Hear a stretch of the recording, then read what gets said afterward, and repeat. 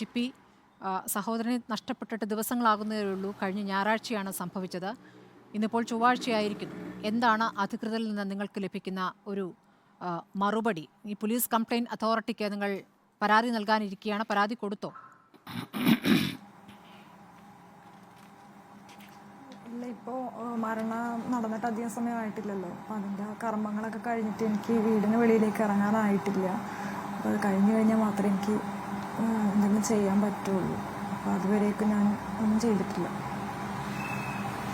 സഹോദരൻ്റെ മരണശേഷം എങ്ങനെയായിരുന്നു പരിക്ക് എന്നുള്ള അടക്കമുള്ള കാര്യങ്ങൾ നേരത്തെ ചിപ്പി പറഞ്ഞതാണ്. കഴുത്തിനാണ് പരിക്ക്, തലയ്ക്ക് വാഹനത്തിൽ നിന്ന് പുറകോട്ട് ഇടിച്ചു വീഴുന്ന ദൃശ്യങ്ങളടക്കം ഇപ്പോൾ CCTV നമ്മൾ കണ്ടതാണല്ലോ. അത് എന്ത് തരം കയറായിരുന്നു എന്നാണ് മനസ്സിലാക്കുന്നത്? വടം ആണെങ്കിൽ അത് കുറച്ചുകൂടി കട്ടിയുള്ളതായിരിക്കും. ഇത്രയും പരിക്കുണ്ടാകുന്ന വിധത്തിൽ, മുറിയുന്ന വിധത്തിൽ അതെന്ത് കയറാണെന്നാണ് മനസ്സിലാക്കുന്നത്? പ്ലാസ്റ്റിക് കയറാണോ? അല്ല, പ്ലാസ്റ്റിക് അല്ല. ഇപ്പോൾ വടമല്ലാതെ തന്നെ വണ്ണം കുറഞ്ഞിട്ടുള്ളതാണ് അതിൽ കാണാൻ കഴിഞ്ഞിട്ടുള്ളത്.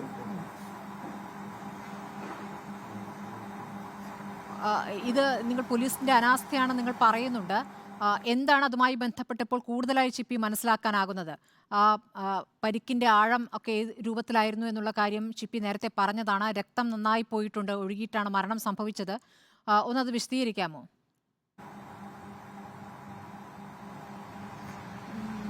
ഞങ്ങൾ ഹോസ്പിറ്റലിൽ ചെന്ന് കണ്ടപ്പോൾ അവർ പറഞ്ഞത് ഫ്രീസറിലേക്ക് മാറ്റേണ്ട ആവശ്യമുണ്ടോ എന്ന് ചോദിച്ചപ്പോൾ തന്നെ അവർ പറഞ്ഞത് നന്നായിട്ട് മുറിവുണ്ട്, ബ്ലഡ് ഇപ്പോഴും നിന്നിട്ടില്ല, നല്ല ബ്ലീഡിങ് ഉണ്ടായിരുന്നു എന്നാണ് പറഞ്ഞത്. ഹോസ്പിറ്റലിലുള്ള സ്റ്റാഫുകളാണെങ്കിലും നഴ്സുമാരാണെങ്കിലും ഒക്കെ പറഞ്ഞിരുന്നത് നല്ലോണം ബ്ലീഡിങ് ഉണ്ടായിരുന്നു എന്ന് തന്നെയാണ്. പിന്നെ ഇപ്പോൾ ബോഡി ഇവിടെ നിന്ന് റിമൂവ് ചെയ്യാൻ നേരത്ത്, അതായത് സംസ്കരിക്കാനായിട്ട് കൊണ്ടുപോകുമ്പോൾ പോലും ചെറുതായിട്ട് തല നനഞ്ഞപ്പോൾ തന്നെ ബ്ലീഡിങ് ഉണ്ടായിരുന്നു. ആംബുലൻസിൽ വെച്ചിട്ട് എൻ്റെ സുഹൃത്ത് ഉണ്ടായിരുന്നു ആംബുലൻസിൽ ദഹിപ്പിക്കാൻ വേണ്ടി കൊണ്ടുപോകുമ്പോൾ. അപ്പോൾ കൂടിയാണെങ്കിൽ നന്നായിട്ട് ബ്ലീഡിങ് ഉണ്ടായിരുന്നു അവന്. അപ്പോൾ അത്രത്തോളം മുറിവുണ്ടായിരുന്നു.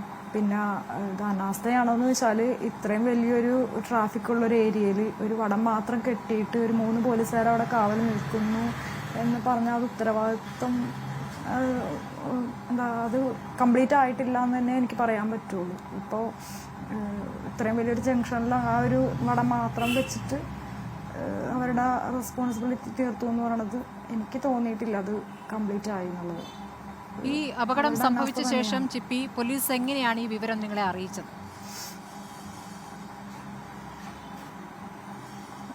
ഞാനൊരു 8:54 എപ്പോഴാന്ന് തോന്നുന്നുണ്ട് സൺഡേ എന്നെ വിളിച്ചിട്ട് പറഞ്ഞത് വണ്ടി നമ്പർ പറഞ്ഞു. അപ്പോൾ വണ്ടി ഇവിടെ ഒരു ആക്സിഡൻ്റ് ആയിട്ട് ഇരിക്കുകയാണ്, അപ്പോൾ ആരാ പുറത്ത് പോയിരിക്കുന്നതെന്നൊന്ന് അറിയാൻ പറ്റുമെന്ന് പറഞ്ഞു. ഞാൻ അമ്മേനെ വിളിച്ചിട്ട് ചോദിച്ചു ആരാണ് പുറത്ത് പോയേക്കണേന്ന് ചോദിച്ചപ്പോൾ അമ്മ പറഞ്ഞു ബ്രദർ പോയിട്ടുണ്ട് എന്ന് പറഞ്ഞു. അപ്പോൾ ഞാൻ പറഞ്ഞു എന്നാൽ ഞാൻ ഇപ്പോൾ വിളിക്കാട്ടോ എന്ന് പറഞ്ഞിട്ട് കോള് കട്ട് ചെയ്തു. വന്ന നമ്പറിലേക്ക് ഞാൻ തിരിച്ചു വിളിച്ചു. അപ്പോൾ സാറ് പറഞ്ഞു ആക്സിഡൻ്റ് ആയിട്ടുണ്ട്, അപ്പോൾ എന്താണ് നിങ്ങൾ എത്രയും പെട്ടെന്ന് മെഡിക്കൽ ടെസ്റ്റിലേക്ക് വരിക എന്ന് പറഞ്ഞിട്ട് സാറ് കോള് കട്ട് ചെയ്തു. പിന്നെ അവിടെ നിന്ന് PRO ആണ് എന്നെ വിളിച്ചത്. ഒരു 2-3 മിനിറ്റിന് തന്നെ PRO എന്നെ വിളിച്ചിട്ട് കാര്യങ്ങൾ പറഞ്ഞു, സർജറിക്ക് കയറ്റുകയാണെന്ന് പറഞ്ഞു. അപ്പോഴേക്കും ഞാൻ അമ്മേനെ വിളിച്ച് പറഞ്ഞു. അമ്മയും അച്ഛനും കൂടിയിട്ട് ഹോസ്പിറ്റലിലേക്ക് വന്നു. ഞാൻ പിന്നെ വർക്ക് ചെയ്യുന്നത് കാക്കനാടാണ്. ഞാൻ അവിടെ നിന്ന് പിന്നെ ഹോസ്പിറ്റലിലേക്ക് പോരുകയാണ് ഉണ്ടായത്. ഈ സംഭവത്തിന് ശേഷം പോലീസ് നിങ്ങളോട് ഒന്നും വിശദീകരിക്കുകയോ നിങ്ങളെ ആശ്വസിപ്പിക്കാൻ എത്തുകയോ ഒന്നും ചെയ്തില്ലേ?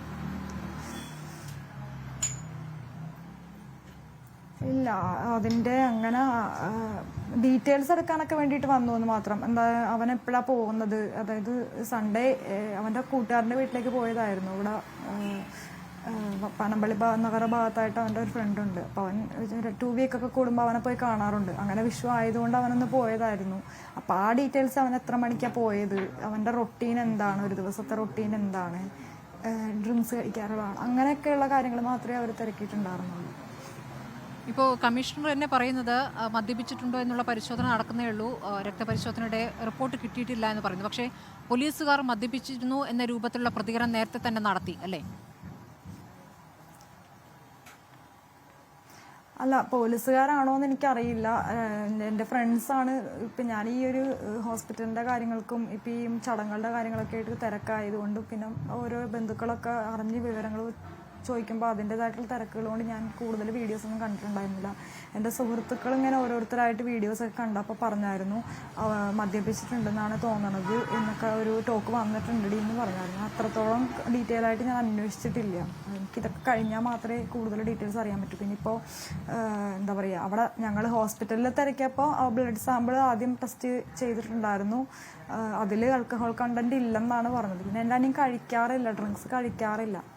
അപ്പം ഒട്ടും തന്നെ ഡ്രിങ്ക്സ് കഴിക്കാത്ത ഒരാളാണ്. ഇപ്പോൾ ഇവിടുത്തെ ഞങ്ങളുടെ നെയ്ബേഴ്സിനോടാണെങ്കിൽ തന്നെ അന്വേഷിച്ചാൽ അറിയാം, വീട് ജോബെന്നല്ലാതെ അവന് വേറൊരു ലോകം ഉണ്ടായിരുന്നില്ല.